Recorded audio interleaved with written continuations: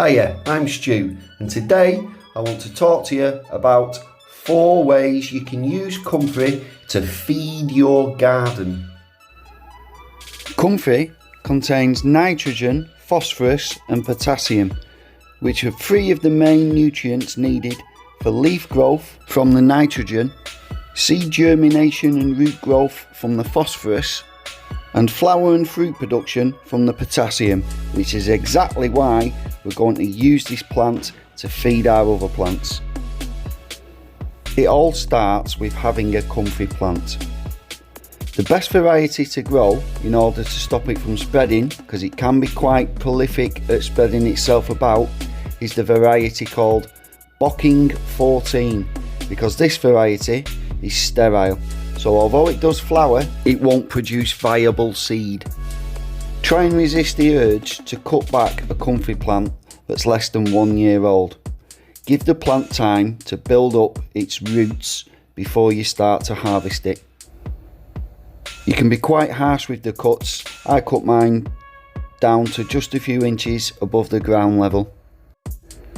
The best time to cut back a Comfrey plant to use to feed your own garden with is before the flowers open, because when they're open the plant will have used up its own supply of potassium and there won't be as much of it in the plant material that you're going to be using to feed your soil with. Some people with more sensitive skin might find the hairs on the stems of the Comfrey plant to be an irritant. If you think that might be the case, wear gloves. Some of you might be wondering how you're going to start growing this plant, Bocking 14 Comfrey, if it's sterile and therefore doesn't produce viable seeds. It's very easily propagated by taking root cuttings from an existing plant. The first way we can use Comfrey as a fertilizer or a feed for our soil and plants is by directly laying it on the ground around those plants that need it. I'm putting these leaves around the bottom of a pear tree, which will help the flower and fruit production. Once I've laid the leaves out, I'm just going to cover them back over with the existing mulch material that's already in that container. This method is also known as chop and drop. You chop the plant material and drop it on the floor. Another way to use Comfrey is as a green manure, where you add the plant material back into the soil while it's still green.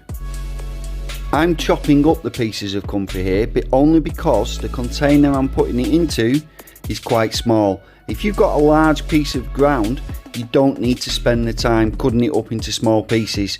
Just big parts of the plant, mix it into the soil, and that's a green manure. You're putting those nutrients straight back into the soil. Yet another way you can use Comfrey is as a compost activator. Now, one of the ingredients of Comfrey is nitrogen. It's got a fair amount of nitrogen. Nitrogen is needed to help break down materials that have quite a high carbon content, like woody plant material or cardboard. So by adding the nitrogen from the Comfrey, you're going to speed up the composting process if your compost has got quite a lot of what we call brown materials or woody materials or high carbon content materials. Those woody materials are known as browns. Comfrey is one of the compost ingredients that are known as greens. The trick is to get the right balance of greens and browns. Here's the 4th way. Now, I've saved what is arguably the best and the worst method of using Comfrey till last. It's the best because as a liquid feed, it is absolutely fantastic. And if you grow tomatoes, you're gonna thank me for this. It's the worst because, Lord have mercy, it stinks to high heaven. Don't use this method if you have a very small courtyard garden and neighbours with anything resembling a sense of smell. Tear up the pieces of Comfrey and pop them into a bucket. Once you've got quite a few pieces in, weigh them down with some stones or bricks, something heavy. Then you're going to fill the bucket with just enough water to cover the Comfrey. If you fill it all the way to the top, what you're doing is you're diluting the feed that you're going to make when the Comfrey rots in the water.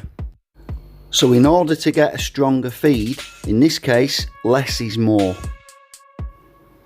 It'll take roughly 3 to 4 weeks before it's ready to be used. At that point, what you want to do is just pour out the liquid, straining out the bits of gunk that's left over from the rotted Comfrey plants. Bottle it up, label it so nobody drinks it, and then you can start using it as a liquid feed for those plants that need it. And most importantly, cover it over. This does 2 things. It stops the rain getting in and diluting your Comfrey feed, and it stops some of that awful smell getting out. Thanks for watching.